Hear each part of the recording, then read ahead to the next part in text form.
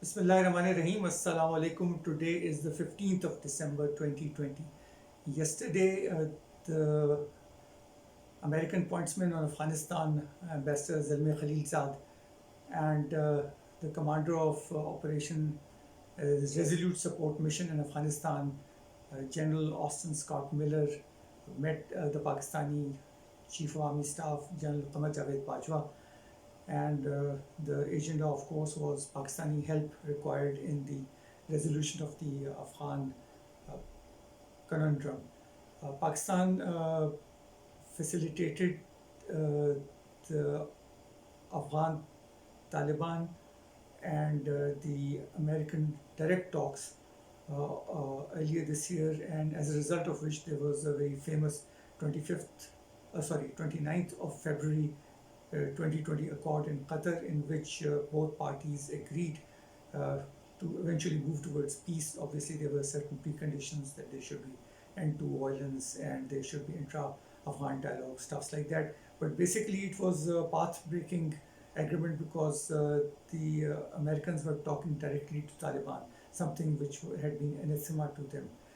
After that, a number of things have happened, and during the last meeting between Afghan parties as part of the intra-Afghan dialogue in Qatar, it was agreed upon that a framework for discussion, negotiation was agreed upon, and this was something which was hailed on all sides as something which had been eluding the negotiating parties till then. So after that framework, it was decision on that framework. It was decided to take a break from the negotiations. So the talks broken off for 20 days for consultations, and now the talks are scheduled to be resumed on the 5th of January 2021. Uh, the Americans are worried that there may be more stumbling blocks.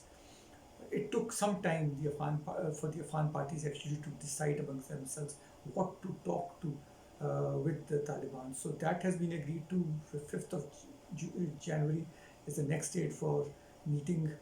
Uh, Americans want Pakistan to help them there. They also want Pakistan to help bring down the levels of violence in Afghanistan. Young Afghan journalist, female journalist, was killed in Jalalabad a few days back, and there have been killings going on uh, without any reduction in violence.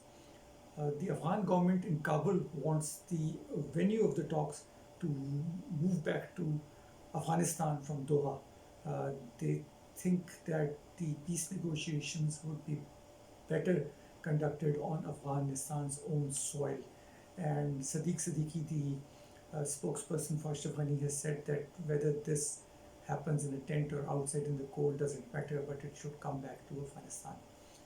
So there is a short break in negotiations. Everybody is waiting with bated breath of what will happen next. But another thing which is now on the radar is that on the 20th of January, the new president would be inaugurated. Joe Biden has been confirmed by the Electoral College for having garnered 302 electoral votes, and they have confirmed him as the president-elect. So there will be a change in White House. Whether that means that there will be a change in the American diplomacy, uh, one doesn't know. Whether the principal interlocutor from the American side, Zalmay Khalilzad, will be changed, that is also not known up till now. Zalmay Khalilzad is an Afghan naturalized American, and he has been their top diplomat in a number of countries, including Afghanistan and Iraq. And these days, he's playing as the role of a special envoy to bring about, patch up the various Afghan factions. So what happens next year is important. Uh, if Biden wants to make a mark, he will have to move decisively to ensure that the Afghan negotiations or withdrawal from Afghanistan reach a logical end. Trump has taken some very important decisions.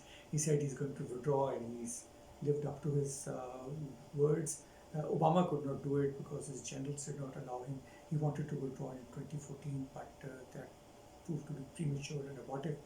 And 6 more years have uh, gone down the drain, so to speak. Peace remains elusive. So 2021, a new president in office, his new team, he's got a new his